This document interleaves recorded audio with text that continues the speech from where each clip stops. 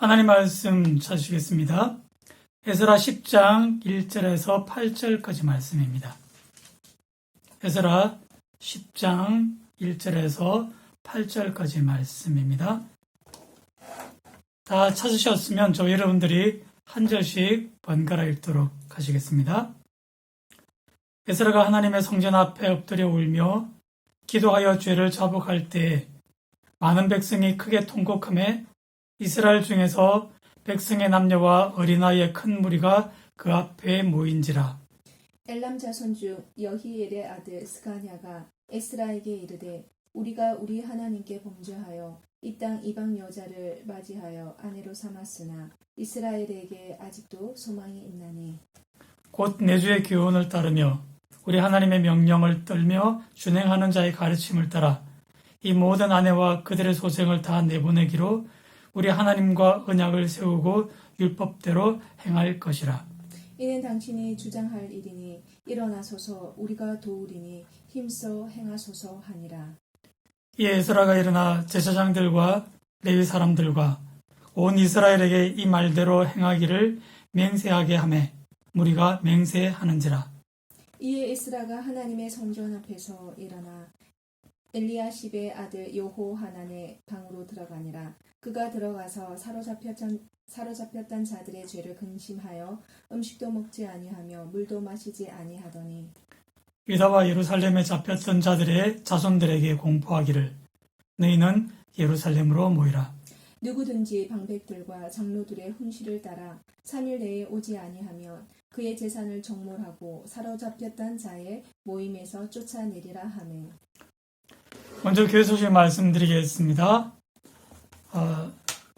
이번 주 목요일 날 선교 기도회를 가지도록 하겠습니다. 원래 지난주에 가졌어야 되는 것이지만요. 한 주 연기가 되었습니다.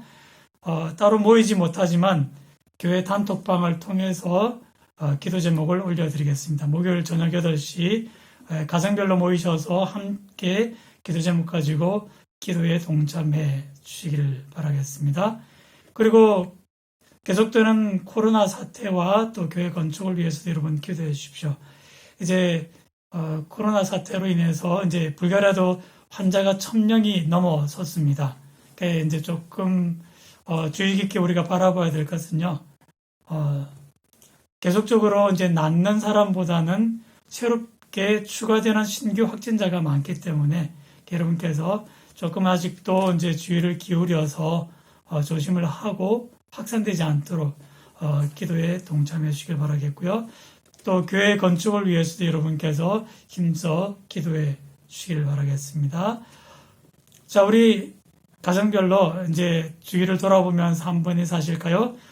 주님은 당신을 사랑하십니다. 주님은 당신을 사랑하십니다. 예, 한 번 더 인사하실 텐데요. 이제 옆 사람의 이름을 넣어서 또 혼자 계시는 분들은 이제 떨어져 있는 가족들의 이름을 넣으시면서 하나님은 영희미를 사랑하십니다. 한번 인사하실까요? 하나님은 수연이를 사랑하십니다. 네, 아멘. 예. 지난주 설교에서 말씀드렸던 것처럼 이제 에스라가 자기의 옷을 찢고 그리고 머리털과 수염을 뜯으며 하나님 앞에 기도할 때 온 백성들이 나와서 함께 통곡하였던 장면 우리가 살펴보았습니다. 이제 과연 그들이 이 문제를 어떻게 해결하게 될 것인지 우리의 관심이 쏠리게 됩니다. 그럴 때 백성의 대표격으로 이제 스가냐라는 사람이 에스라 앞에 나오는데요. 이 사람이 누구인가 하면 1차 포로 기환 때 돌아왔던 엘람 자손의 한 사람인데요. 특별히 여기 엘람 자손도 이방 민족들과의 결혼에 많이 관여가 되었기 때문에 책임 있는 한 사람으로서 이제 그 스가냐가 대변인처럼 그렇게 활동을 하고 있는 것이죠. 그런데 우리는 이 본문을 읽을 때마다 많은 충격을 받게 되는데요. 왜냐하면 3절 말씀에 그가 이런 이야기를 들려주기 때문입니다. 이 모든 아내와 그들의 소생을 다 내보내기로 우리 하나님과 언약을 세우고 그랬습니다. 이방에서 얻었던 아내들, 그들과의 사이에서 생겨났던 자녀들을 다 내보내기로 했다라고 하는 것입니다. 여러분 한번 생각해 보십시오. 과연 여러분 이해가 되십니까? 아무리 그렇게로서니 함께 오랫동안 살던 아내와 자녀들을 내보낸다는 것, 아마 상상하기 힘든 장면이 아니겠습니까? 어떻게 보면 성경이 이혼을 조장한다, 그렇게도 우리가 생각하게 될 것입니다. 그동안 성경이 강조해온 그런 가정의 소중함은 다 어디에 간 것일까요? 우리 예수님께서도 그런즉 이제 둘이 아니요 한 몸이니 하나님께서 짝지어 주신 것을 사람이 나누지 못할지니라, 그렇게 말씀을 하셨습니다. 그만큼 결혼과 가정은 소중한 것이다라는 것이죠. 그런데도 오늘 이 본문의 말씀 속에서 아무리 생각해도 강제 이혼과 가정의 흩어버림은 도무지 우리가 받아들이고 납득하기 힘든 그런 해결책이 될 것입니다. 사실 우리가 만약 이 입장이라면 그렇게 행하기 힘들지 않겠습니까? 입장을 바꾸어 놓고 한번 여러분 생각해 보십시오. 저도 믿지 않는 아버지와 믿는 어머니 사이에서 자라났는데요. 제 어머님이 이제 소십니다. 저희 이제 목사님께서 저희 어머니에게 소집사님, 어찌 믿는 사람이 믿지 않는 사람과 멍해를 같이 맬 수 있겠습니까? 그러니 이혼하십시오. 만약 그렇게 목사님이 저 어머니에게 이렇게 권면을 하셨다면 아마 교회 안에서 난리가 나지 않았을까요?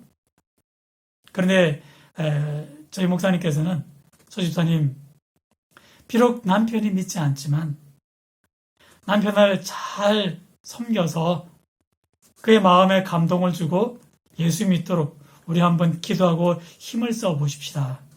항상 그렇게 제 어머니에게 위로해 주시던 그런 목사님의 모습을 늘 마음속에 새겨봅니다. 여러분, 이것이 우리가 바라고 생각하던 그런 해결책 아니겠습니까? 그런데 오늘 본문의 말씀 속에서 이스라엘 백성들은 강제로 그 아내와 자녀들을 내어 보내기로 그렇게 마음에 생각을 하고 있습니다. 그렇다면 오늘 우리는 이 본문의 말씀을 어떻게 이해할 수 있을까요? 과연 우리 입장에서 오늘 본문을 통해 어떤 교훈을 삼을 수 있으며 또 그 교훈에 어떻게 우리가 순종해야 하겠습니까? 먼저 오늘 본문의 말씀을 이해하실 때 문제의 핵심이 무엇인지를 우리가 주의 깊게 살펴보아야 됩니다. 결혼과 가정생활, 중요한 문제이죠. 그러나 오늘 본문에서 핵심은 그것이 아니라는 사실입니다. 이 말씀의 열쇠는요, 하나님의 백성으로서의 정체성을 어떻게 세워나갈 것인가, 거기에 포커스가 맞춰져 있습니다. 애초부터 하나님께서 우상을 섬기는 가나안 족속과 결혼하지 말라, 그런 명령을 주셨지만 이스라엘 백성들이 거기에 그 말씀에 순종하지 않아서 오늘과 같은 이러한 사태에 이르렀고 하나님도 섬기고 그들이 우상도 섬기는 그런 종교적인 혼합이 약속의 땅 안에 이루어지고 있는 것입니다.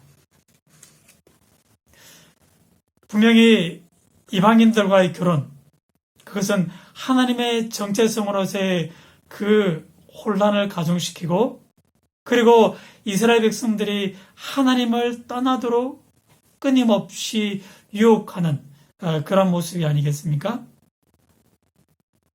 지금 그러한 문제가 공론화되었을 때, 이것이 하나님 앞에서 죄라는 인식이 생겼을 때 이 문제를 제대로 해결해야만 하는 그런 입장에 서 있습니다.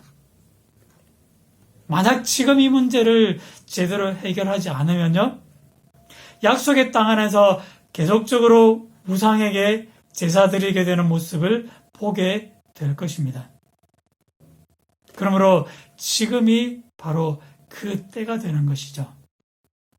그런데 한편에서는 아무리 그렇게로서니 가정을 깨는 것은 너무 심한 것 같으니, 그렇다면 이제 지금 이전까지 결혼한 것은 어쩔 수 없고 앞으로는 결혼하지 못하도록 하십시다 하고 중재안을 내어놓을 수도 있겠죠.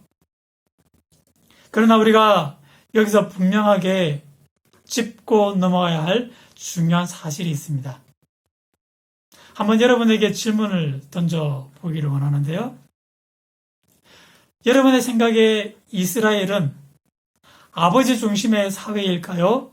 아니면 어머니 중심의 사회이겠습니까? 이스라엘에서 제사장도 남자요? 전쟁에 나가는 사람들이 남자이므로 숫자를 헤아릴 때 남자만 그 숫자를 세지 않습니까? 그렇게 놓고 보면 분명히 이스라엘은 남자 중심의 사회다. 아마 그렇게들 많이 생각을 하실 것입니다. 그러나 그것은 반은 맞고 반은 맞지 않습니다. 왜냐하면 표면적으로는 남자 중심의 사회이지만 그러나 영적으로 바라볼 때 가정에서 자녀들의 신앙교육은 어머니가 담당을 해왔던 것이죠. 모세를 강가로 떠내려 보내고 나서 나중에 어머니가 유모가 되어 그를 품에 안고 신앙교육을 했던 장면들을 여러분 떠올려 보십시오. 그것이 이스라엘의 보통의 가정의 모습이다라고 하는 것이죠. 그렇게 놓고 보면 영적으로 분명 이스라엘은 어머니 중심의 사회입니다. 그런 것을 염두에 두시고 오늘 이 본문의 상황을 여러분 한번 생각해 보십시오. 이방인의 아내들이 여전히 가정에서 자녀들의 교육을 하면서 또 그렇게 교육받은 자녀들이 앞으로 이스라엘 사회 내에서 얼마나 더 많은 영적인 혼란을 가져올 수 있겠습니까? 그러므로 그 이방인의 어머니의 존재는 지울 수 없는 큰 올무가 될 수 있다라고 하는 것이죠. 그러니까 오늘 이 본문의 문제는요, 강제 이혼의 문제가 아니요, 가정을 깨뜨리는 그런 차원이 아니라 그보다 더 우선순위가 있는데 그것은 바로 하나님의 백성으로서의 이스라엘이 자기 정체성을 확고히 해 나가야 하는 그런 시대적인 막중한 과제가 있는 것이죠. 그러한 관점에서 바라본다면 지금 우상의 뿌리들을 잘라낼 수 있을 때 잘라내지 않으면 앞으로 또다시 한번 그들이 바벨론 포로로 끌려가는 그런 역사적인 전철을 되밟을 수도 있는 것이죠. 그러니 그들의 생각에 정말 마음이 아프지만 아내와 자녀를 내어보내는 그런 마음의 결단을 하고 있다. 우리가 그런 관점을 충분히 생각하고 오늘 본문의 말씀을 바라보시기 바랍니다. 그렇게 스가냐의 이야기를 들은 이제 에스라가 이스라엘 이제 제사장들과 레위 사람들 그리고 모든 이스라엘 백성들을 다 한 자리에 불러 모으게 됩니다. 그리고 이제 그들에게 묻습니다. 과연 너희가 이 스가냐의 말대로 행하기를 하나님 앞에서 맹세하겠느냐? 성경이 맹세하지 말라고 했는데요. 여기 이 맹세는 그들에게 율법적인 짐을 지우기 위한 것이 아니라요. 이제 그들이 하나님 앞에서 죄를 지은 것을 인식했으니 하나님 앞에서 지금 회개를 하고 있지 않습니까? 그 회개가 말뿐인 회개가 되지 않도록 이전으로 되돌아가지 않기 위해서 이제 그러한 대가를 치를 준비가 되어 있는지 에스라가 백성들에게 묻고 또 다짐을 확인하는 것입니다. 그렇게 백성들에게 이제 맹세를 하게 한 다음에 3일 후에 다시금 백성들을 모이라고 명령을 하는데요.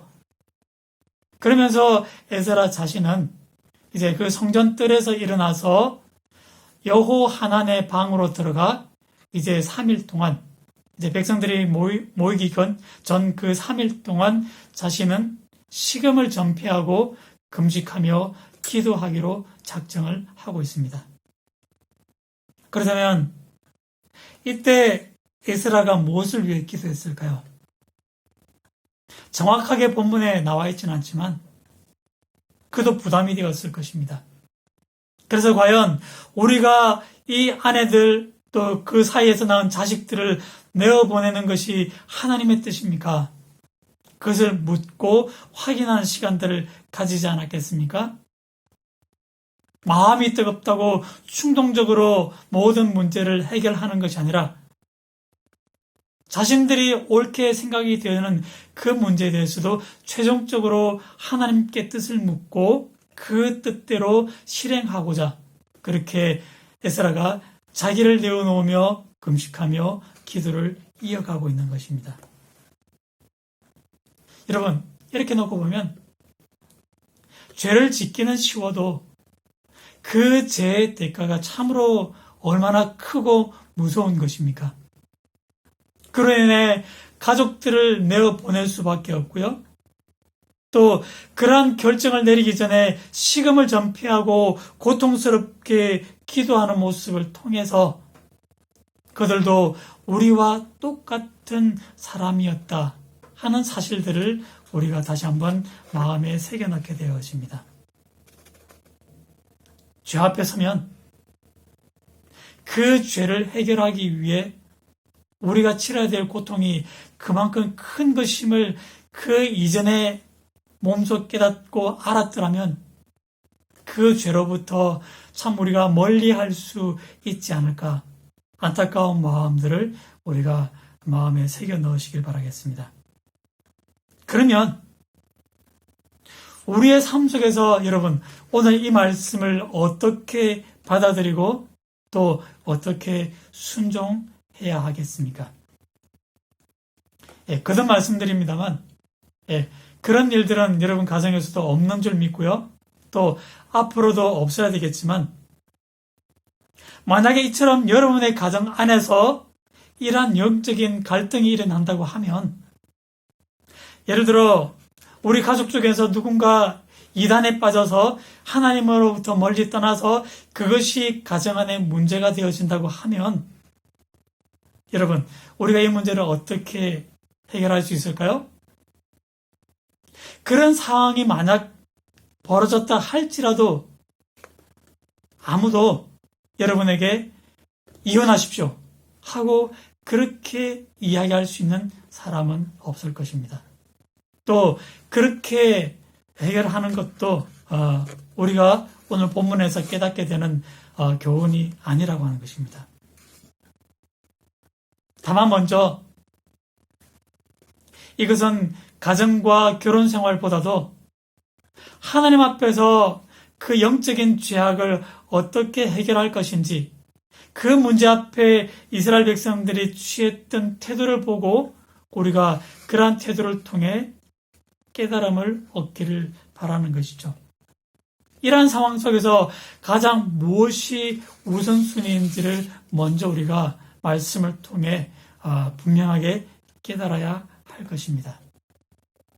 그럴 때 많은 말씀을 드려야 하겠지만 그런데 여러분에게 이 한 가지 제가 중요한 교훈을 깨닫고 말씀드리기를 원합니다. 성경에 여러 중요한 주제가 있지 않습니까? 그런데 그 중에서 우리가 생각해 봐야 될 것은요. 해방과 자유가 아니라 뿌리내림이 우리가 오늘 살아감에 있어서 가장 중요하게 생각해야 된 교훈입니다. 자, 다시 한번 말씀드리면요. 해방과 자유가 아니라 뿌리내림이 더 중요하다라고 하는 것입니다. 부연해서 조금 더 설명을 드리면요. 바벨론 포로 생활을 할 때 이스라엘 백성들의 가장 큰 소원이 무엇이었겠습니까? 어서 이 고통에서 노임받게 되기를. 많은 선지자들이 70년 후가 되면 우리가 포로 생활에서 자유함을 입게 될 것이라고 했는데 어서 속히 그 하나님의 예언이 실현되어지기를, 아마 그것이 그들에게 가장 큰 소원이 아니었겠습니까? 그런데 정작 하나님께서 그들에게 자유를 허락하신 것은요, 자유 그 자체가 목적이 아니라 이제 이스라엘 백성들이 그 자유를 통해 하나님 안에서 그들이 신앙에 뿌리 내리기를 바랐다는 것이죠.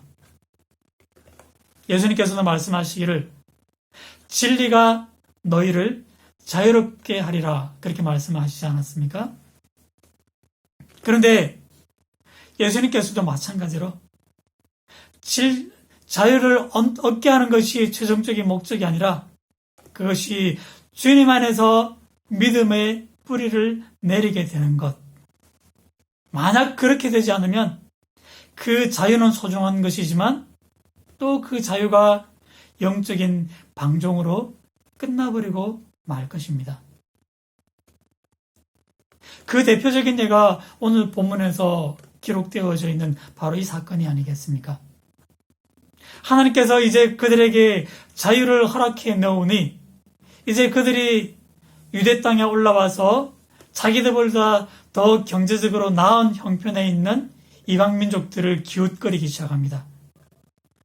그러면서 또다시 그들이 하나님을 떠나 우상을 섬기게 되는 그런 모습을 우리가 보게 되는데 이것이야말로 영적인 방종이 아니고 무엇이겠습니까?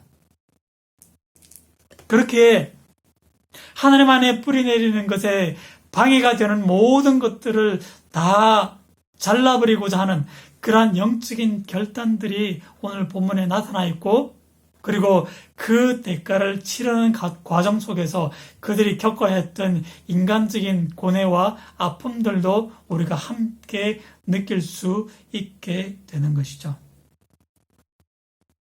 그러므로 이런 관점에서 우리가 오늘 본문의 말씀을 읽고, 그렇다면 우리의 교회와 우리의 가정 안에서 하나님 안에 믿음 뿌리 내리는 일들을 방해하고 있는 걸림돌이 있지 않는지 우리가 자신들을 한번 되돌아 보아야만 할 것입니다.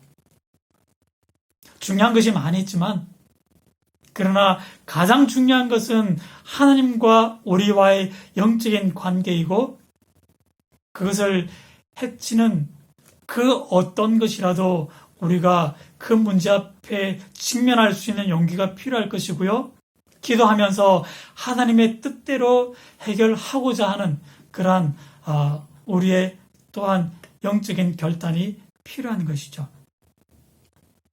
그렇다면 한 주간 여러분 한번 자신의 삶을 돌아보시면서 과연 그러한 걸림돌이 무엇인지를 한번 생각해 보시길 바라겠습니다. 우리는 모두 영적인 자유자가 아닙니까? 여러분들에겐 이제 일주일의 시간이 주어지는 것입니다. 그 일주일의 시간 동안 우리가 어떻게 이 자유를 누려야 될 것인지 거기에 우리가 많은 생각이, 관심이 집중되어 있습니다만, 그러나 그 이전에 그 영적인 자유를 누리는 과정 속에서 우리의 믿음의 뿌리가 점점 깊이 내리고 있는지, 아니면 그 어떤 무언가로 인해서 뿌리 내리는 것을 방해하고 있다면 그것 해결하지 않고서는 우리가 영적인 건강, 하나님과의 그 깊은 영적인 교제 이루어가기 힘이 들 것입니다. 오늘 본문의 말씀을 이러한 관점에서 생각하시고 그것을 떠오르는 것이 있다면 그것이 하나님의 은혜인 줄 믿습니다. 그리고 그것을 바꾸어 가야만 한다라고 하는 것이죠. 세상 사람들이 흔히 이야기합니다. 이제 사람답게 사는 세상을 우리가 만들어 갑시다. 뭐 그런 이야기들 우리가 많이 하게 되는데요. 우리는 이것을 그 수준에만 머물러서는 안 되고요. 사람이 하나님의 자녀답게 살아가는 것이 가장 소중하다는 것을 여러분 마음에 깨달으실 수 있기를 바랍니다. 그러기 위해서 우리가 무엇을 위해 기도하고 또 하나님의 생각이 무엇이며 그 깨달음대로 용기 있게 믿음의 걸음들을 걸어갈 수 있는 것이 우리의 삶의 모습이 되어야 할 것입니다. 그러므로 우리 옆에 있는 가족들에게 이렇게 한번 권면의 말씀을 드려보실까요? 하나님 안에서 믿음의 뿌리 내리기 위해서 여러분의 자유를 사용하시기 바랍니다. 한번 인사하실까요? 조금 길죠? 예. 하나님을 위해서 믿음의 뿌리를 내리기 위해서. 예. 하나님 안에서 믿음의 뿌리 내리기 위해 여러분의 자유를 사용하시기 바랍니다. 그리고 그 자유를 사용함에 있어서 조금도 주저 없이 믿음의 용기를 가지고 나아가실 수 있기를 바랍니다. 그러면 이제 이런 코로나의 문제, 사회적인 경제적인 문제 우리가 다 이겨나갈 수 있지 않겠습니까? 아무쪼록 정말 여러분의 주어진 이 영적인 자유를 가지고 그리스도 안에서 믿음의 뿌리를 든든하게 하나님의 뜻을 묻고 기도할 수 있는 그러한 우리의 모든 믿음의 걸음들이 다 되시기를 주님 이름으로 간절히 축복을 드립니다. 아멘. 기도하겠습니다. 아버지 하나님 고맙고 감사를 드립니다. 오늘 본문 말씀 속에서 이스라엘 백성들이 치러야 했던 그 죄의 대가가 결코 가볍지 않음을 우리가 말씀을 통해 깨닫게 되어집니다. 무엇보다 중요한 것은 사람이 하나님의 자녀답게 살아가는 삶의 모습일 것입니다. 오늘도 그러한 삶을 위해서 우리의 자유시간들을 사용하게 하시고 그 과정 속에서 믿음의 뿌리 든든하게 내릴 수 있는 우리 모든 믿음의 걸음들 될 수 있도록 주님 인도하여 주옵소서. 감사를 드렸고 모든 말씀 우리를 사랑하시는 예수님 이름으로 간절히 기도드리옵나이다.